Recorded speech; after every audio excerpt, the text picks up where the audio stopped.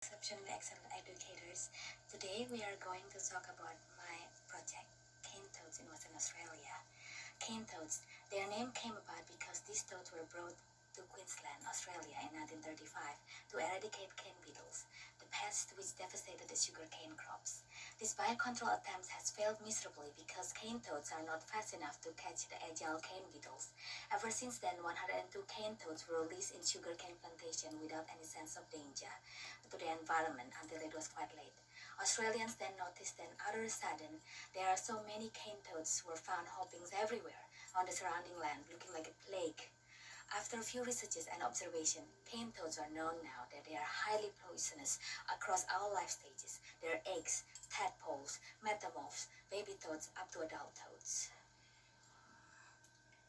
These little cardiotoxic substances resemble creamy pus consistency, oozing out from the poison pouches parotoid glands behind their ears. CaneToads secrete these toxins when they are getting chomped by the predators. Chomped? Oh dear. Every predators which came across CaneToads and tried to ingest them died within 15 minutes after bufotoxin affect their heart function. Native predators at risk are snakes, northern quolls, lizard, and freshwater crocodiles. If there was only one or two CaneToads hopping around like exotic endangered foreign species, it might be okay. But because CaneToads are fecundly fertile, with 70,000 eggs per year being produced by one female CaneToad, there are over 200 million CaneToads nowadays hopping around Australian soils, migrating, spreading, wreaking havoc from original spot they landed, Queensland, going westward toward Western Australia. That's why we are worried. Yes, how to stop them from harming the native wildlife, especially the pristine Kimberley region.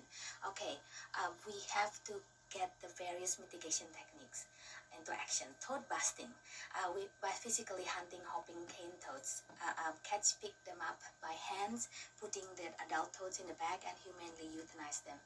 Selective removal of artificial water sources, giving zero water in naturally arid landscape, removing water from farm or any other man-made sources along WA border, the Kimberley-Pilbara corridor, to stop and impede the CaneToad invasion with no easy food or water supply to survive.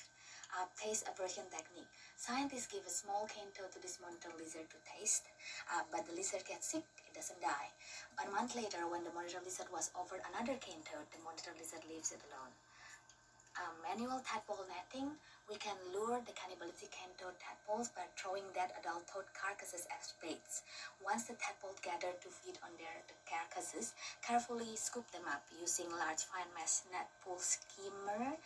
Knowing the tadpoles have specific cannibals, this knowledge lead to the finding of our next mitigation technique, which is the bufo-tap pheromone-based technique. Using the bufo-tap cube, which mimic the scent or the plume of the dead toad, luring tadpole to swim through the funnel into the box, get trapped into the funnel trap.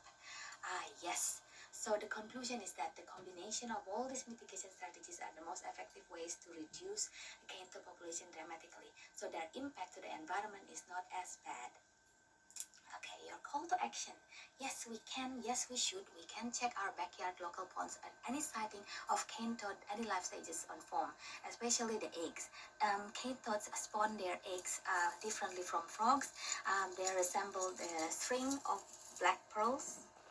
It's very long and stringy, so you can just remove them and discard them because we don't need another 1,000 CaneToads. And volunteer in any CaneToad busting activities. Be careful not to bust a frog. And join Professor Rob Capone and his team, the inventor of bufo-tap Citizen Challenge, Toad Challenge Citizen Science Program. CaneToad Challenge Citizen Science Program. Yes. Thank you so much for listening to my presentation. Hope you learned something new.